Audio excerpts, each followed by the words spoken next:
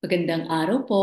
I'm Dr. Cecil Clemente Ocampo, isang dermatologist sa Capital Medical Center and Asian Hospital and Medical Center.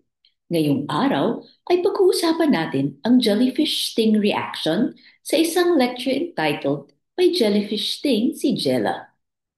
Ang Balat Basics ni Dr. Derma is a series of skin health lectures which aims to educate and inform lay people, health workers, and doctors regarding common skin diseases through a fun and engaging storytelling platform. So sit back, relax, and enjoy. May jellyfish sting si Jella. Dear Dr. Derma, ako si Jella at nasagi ako ng jellyfish sa binti kahapon habang nagsiswimming kami sa beach. Masakit at makati ang bahaging apektado at nagkapantal ito. Medyo namanhid din. Sa hotel ay hinugasan nila ng tubig dagat, nilagyan ng suka at ibinabad sa medyo mainit na tubig for 20 minutes. Dinala agad ako sa pinakamalapit na clinic kung saan binigyan ako ng mga gamot sa allergy at mga pamahid sa balat. Ngayon ay mapula na ang binti ko, mainit-init at merong mga maliliit na butlig na may tubig sa loob na ubalsa. Ano ang dapat kong gawin, doktora? Ayokong magkapeklat. Huwag kang mag-alala, Jella. May lunas ako sa iyong problema. Pero bago natin gamutin, ano ba ang jellyfish sting reaction? Ang jellyfish sting reaction ay isang reaksyon ng balat sa contact sa jellyfish. Maaari itong mangyari habang nagsiswimming, diving, o water sports sa dagat. Ang tentacles ng jellyfish ay may venom or lason kung saan nagre-react ng balat o katawan kung nadikit dito. Madalas ay ang jellyfish sting reaction ay limitado sa bahaging tinamaan ng tentacles at nagdudulot ng pamumula, pantal, pangangati, blisters o pagkamanhid. Ngunit maaari ding severe ang reaction ng mga tao sa jellyfish sting. Depende sa mga factors tulad ng klase at laki ng jellyfish, age at laki ng taong tinamaan, aling bahagi ng katawan ng apektado, lalo na kung muka o lieg, gaano katagal ang contact sa stingers, at laki ng body surface area na apektado.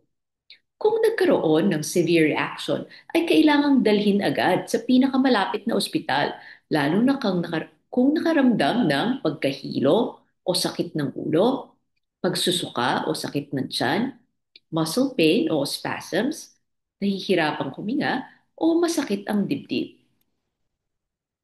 Paano ginagamot ang jellyfish sting? Kumonsulta agad sa inyong board-certified dermatologist kapag meron kayong sakit sa balat, buhok o kuko tulad ng jellyfish sting reaction. Huwag subukang gamutin ang sarili. Huwag mag-self-medicate.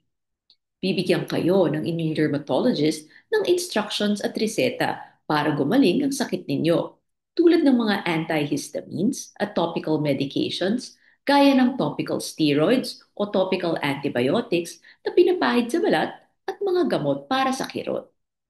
Depende sa inyong kondisyon, ay maaari ding magbigay ng oral steroids or oral antibiotics kung kinakailangan. Sundang mabuti ang mga instructions ng doktor para mabilis gumaling at walang side effects na maranasan.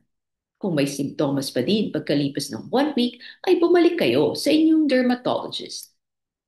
Mga dapat tandaan, ang jellyfish sting reaction ay maaari ding maging severe at maapektuhan ang ibang bahagi ng katawan. Kapag kayo ay nahilo, sumama ang pakiramdam, nahirapang huminga, nasuka o sumakit ang dibdib, ay ituring ito bilang medical emergency at pumunta agad sa pinakamalapit na ospital. Huwag ihian ang sting. Panlawan lang ng tubig dagat or ocean water o suka at ibabad sa warm water ang apektadong bahagi. Huwag kamutin ang inyong balat para makaiwas sa sugat at impeksyon. Para makaiwas sa peklat ay pumunta agad sa inyong board-certified dermatologist para mabigyan kayo ng tamang gamot at payo tungkol dito. Thank you po sa payo ninyo, Dr. Derma. Ngayon ay nabawasan na ang maga, kirot at kati. Medyo natuyo na ang mga blister at nag-uumpisa ng maglangip. Mabuti na lang pala at hindi severe ang naging reaction ko sa jellyfish sting. Maginhawa na muli ang buhay. Nagpapasalamat, Jella. Alam ba ninyo?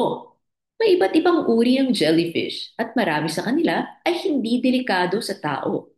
Ngunit may mga ibang uri tulad ng box jellyfish o Portuguese man of war na maaaring delikado kaya't dapat ding mag-ingat.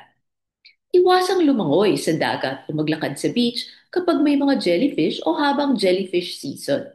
Gumamit ng protective clothing tulad ng rash guard or wetsuit hanggang maaari. Huwag hawakan o apakan ang patay na jellyfish dahil maaari pa ring masting dito.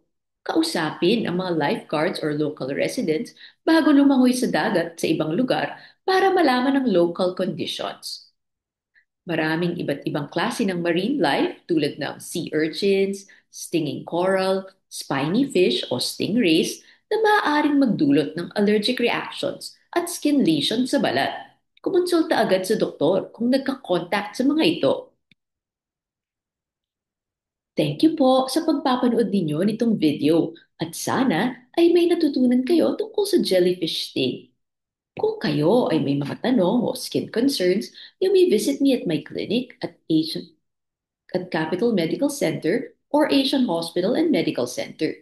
Maaari nyo din pong panuurin ang mga ibang Doktora Derma videos and shorts sa TikTok, YouTube, Facebook, Instagram. Just search po for Doktora Derma. Until the next video, hope to see you all again.